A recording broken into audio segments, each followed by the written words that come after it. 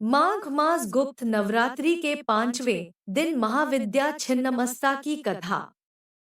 जय श्री कृष्णा, राधे राधे। जय माता दी।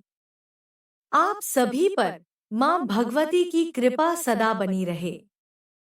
इसी मंगल कामना के साथ आज की वीडियो का शुभारंभ करते हैं। आज माघ गुप्त नवरात्रि का 5वां दिन है।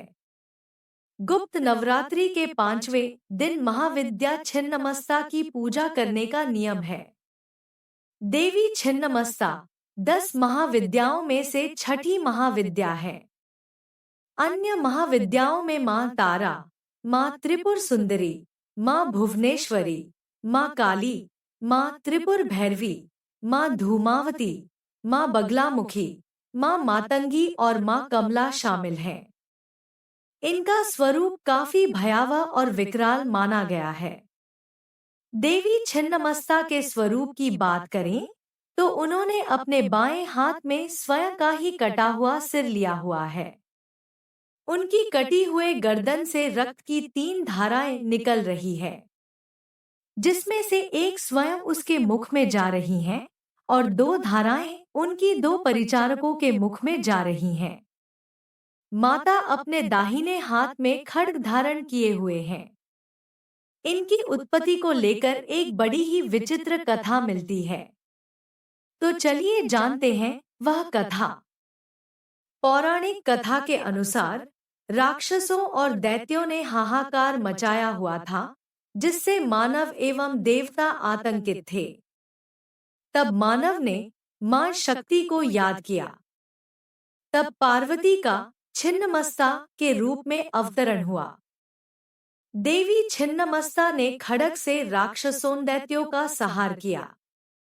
इस दौरान माता को किसी भी चीज का ध्यान नहीं रहा और वह केवल पापियों का नाश करने लगी, जिससे काफी रक्तपात होने लगा। मां अपने प्रचंड रूप में आ गई थी, जिससे पृथ्वी पर हाहाकार मचने लगा। तब सभी देवताओं ने मिलकर भगवान शिव की शरण ली और उनसे माता के इस प्रचंड रूप को रोकने की प्रार्थना करने लगे। देवताओं की प्रार्थना सुनकर भगवान शिव मां छिन्नमस्ता के पास पहुंचे। शिव जी को देखकर माता ने उनसे कहा कि हे नाथ, मुझे भूख सता रही है, मैं अपनी भूख कैसे मिटाऊं? भगवान शिव ने कहा कि आप पूरे ब्रह्मांड की देवी हैं, आप तो खुद एक शक्ति हैं। तब भगवान शिव के ऐसा कहने पर मां छिन्नमस्ता ने तुरंत अपनी गर्दन को खड्ग से काटकर सिर को बाएं हाथ में ले लिया।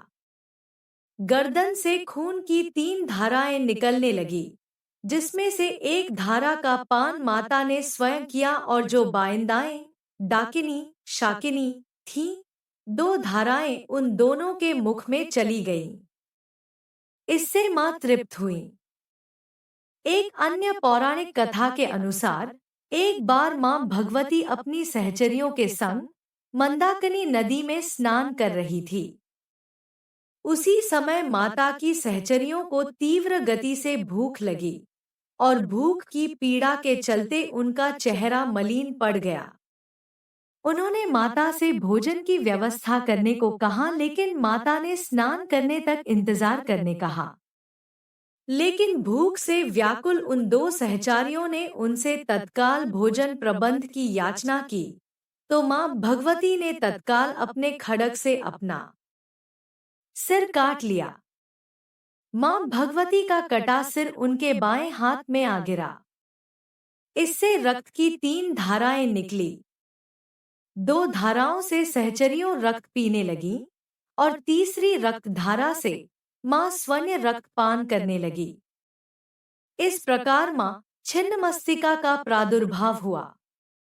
इससे सभी देवताओं के बीच कोहराम मच जाता है, जिसके बाद भगवान शिव कबंध का रूप धारण कर देवी के प्रचंड रूप को शांत करते हैं।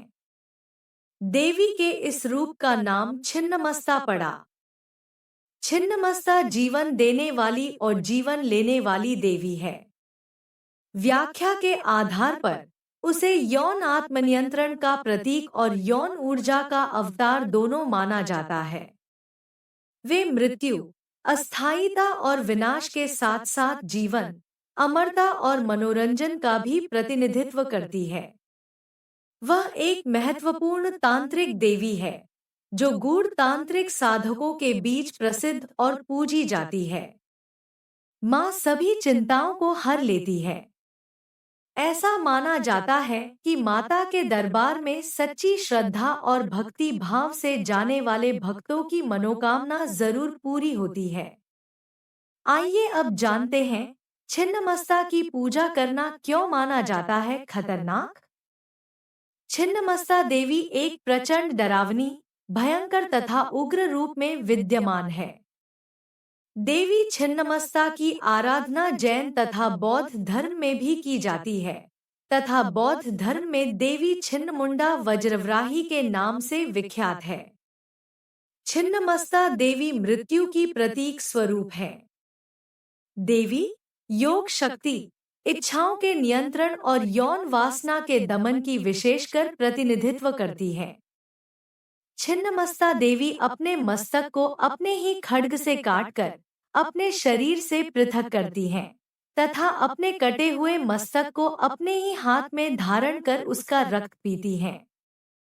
देवी का यह स्वरूप अत्यंत ही भयानक तथा उग्र है और उनकी भयावह तथा उग्र स्वरूप के कारण ही कहीं आम मंदिरों में या घरों में उनकी पूजा नहीं की जाती है। इनकी कुछ मंदिरों में ही पूजा आराधना की जाती है। देवी छिन्नमस्ता का संबंध तंत्र क्रियाओं से अधिक है, इसलिए वो तांत्रिकों या योगियों द्वारा ही अधिकतर पूजी जाती है। देवी की पूजा साधना में विधि का विशेष ध्यान रखा जाता है और उनकी पूजा सामान्य लोगों को नहीं करने की सलाह दी जाती है। देवी का स्वरूप अत्यंत ही गोपनीय है, जिसे केवल सिद्ध साधक ही जान सकते हैं। भक्तजनों, यदि आपको हमारे चैनल के द्वारा उपलब्ध कराई गई जानकारी व पौराणिक कथा सुनना अच्छा लगा है तो वीडियो को लाइक करें, कमेंट करें, अपने रिश्तेदारों को मित्रों के साथ शेयर करें। हमारे चैनल को सब्सक्राइब करें और बेल आइकन को दबाएं ताकि हमारे हर नए वीडियो की अपडेट आप तक सबसे पहले पहुंचे। हमारा चैनल आपके सुखी व मंगलमय जीवन की कामना करता है। धन्यवाद।